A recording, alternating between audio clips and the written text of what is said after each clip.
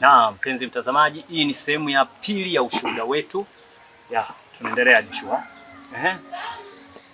Sasa baada ya kuacha kufuata mambo ya Mungu, kipindi Mungu anahitaji nifanye kazi na yeye, nikaanza safari zangu za kwenda mbugani. Katoka siku ile asubuhi, kipindi tunatoka tuko njiani, basikeli mwenzetu ikavunjika mara ya kwanza, ikavunjika mara ya pili. Tukaitengeneza. Ilikuwa ni mwendo wa kutoka asubuhi ya saa 12 asubuhi nyumbani mpaka hiyo mida ilikuwa mida ya saa 9 mchana, mwenzetu basikeli ikaharibika. Ni mwendo wa umbali mrefu kidogo, masaa 9 kutembea na basikeli ni umbali mrefu. Lakini tukatengeneza tena basikeli ikashindikana, ikabidi tumruhusu mwenzetu yeye arudi, sisi tuendelee tena na safari mbugani kwa ajili ya kuwinda tu kwa wawili. Nikamwambia ndugu yangu turudi, mbona inaonyesha kwamba kuna dalili za utofauti, haiwezekani tuende watu wawili. Na mimi moyoni nashuhudia kwamba kuna kitu ninakikimbia. Kama ukiangalia kwenye kitabu cha kwenye Biblia, ukiangalia mtumishi Yona jinsi gani alikuwa anakimbia kutumika mbele za Mungu.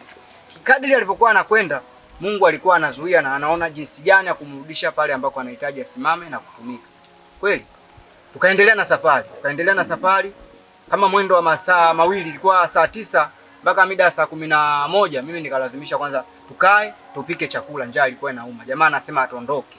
Lakini mimi nikamwambia huku niliko sasa hizi sio sehemu nzuri. Sehemu ambako ukienda za uwindaji, hususan sehemu zinazolindwa na askari wa maliasili, ni sehemu ambako chakula kikiwa kwenye mkoba sio cha kwako. Wakati wote unaweza ukawaachia. Chakula chako kile kitachokaa tumboni mwako. Nikamwambia hapa tupike kwanza. Lolote litakalotokea kila mmoja akimbia akiwa ameshiba. Ilikuwa kama Mungu anatuongoza juu ya jambo lile. Kweli yeye anakasirika hataki tupike, lakini mimi nikaingia jikoni nikapika, tukawasha moto sehemu kulikuwa na bwawa, nikapika chakula. Nilikuwa na samaki za kukaanga, tukaanza kula chakula tukala. Japokuwa mwenzangu alikuwa kama tunaona tunapoteza muda, lakini ndio ilikuwa msaada kwa ule muda unaoelekea mbele, tatizo ambalo lilikuja kutokea mbele yetu. Kweli tukatoka lile eneo kama saa 11:30 tukaanza tena safari. Tukatembea na baisikeli zetu.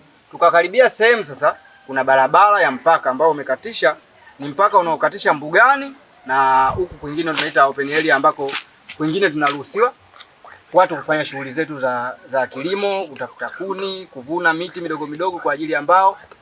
Sasa pale ndo kwenye barabara ya mpaka. Wenyewe wale jamaa wakati mwingi wao wanapita lile eneo kwa ajili ya patrol. Basi tulipofika pale, ghafla mimi basikeli yangu kabla hatujafika ni umbali kama wa kilomita 1, basikeli yangu ikaanza kusumbua na mimi.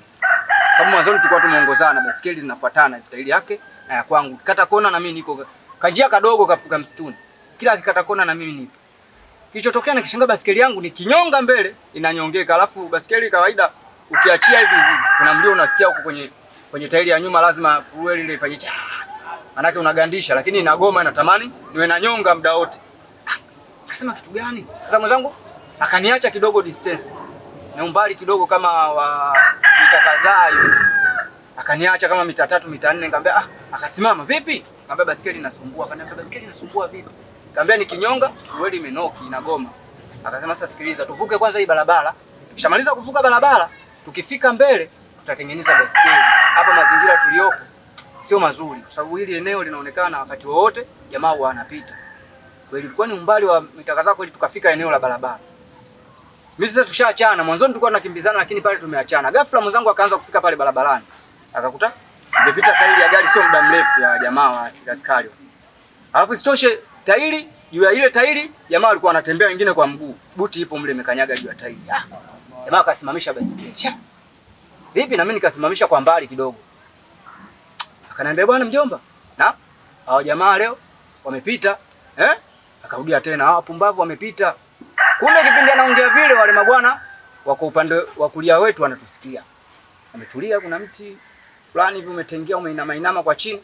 Wale askari wako chini ya ule mti, wametulia wameweka target pale, wakati wote wanajua jamaa watavuka ile njia. Akarudia tena mara 3, jamaa wamepita, changamka tuvuke. Hajamaliza kuzungumza tena, kasikia chuma kimelia kwanza, risasi moja ikapiga hewani. Manini? Mimi nimesimama, yani kilichonusuru Mungu alichokifanya. Yani vile anavyoharibu basikeli karibu ya yule ya kwanza ya ndugu yetu, lakini mara ya pili akaja akaiharibu ya kwangu ili tusiingie pamoja. Yule bwana aliposikia ile risasi ya kwanza akainuka akaanza kunyonga basikeli.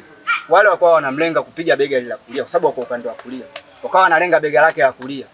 Na bega la kulia, mtu ana mwenye lengo la kulenga bega la kulia, manake akikupiga begani, ile itapiga kwenye mapafu. Itaenda itatikisa hapo kwenye moyo. Yaani mfumo wa upumuaji lazima uharibiwe. Yaani lengo lao ni kuua kabisa. Wakapiga kulenga bega, yule bwana alivyokuwa ananyonga baskeli, akapishana nayo, ile risasi kaja ikamchonga nyuma kwenye nyama za mgongo hizo. Akaanguka chini. Alivyoanguka alikaa tena target ile ile, macho anaangalia tunapokwenda. Wale jamaa bado wapo upande wa kulia. Wakapiga tena chuma nyingine, wakaja wakala hizo nyama za mbele za maziwa. Jamaa akaanguka. Alivyoanguka akuinuka akawa anatembelea mikono na miguu. Muda huo mimi niko nyuma sasa nyuma yake natazama lile tukio. Mara ya kwanza anaanguka, anainuka, anaanguka tena. Alivyoanguka hakutaka kusimama tena, akawa anatembelea mikono na miguu, akaingia msituni.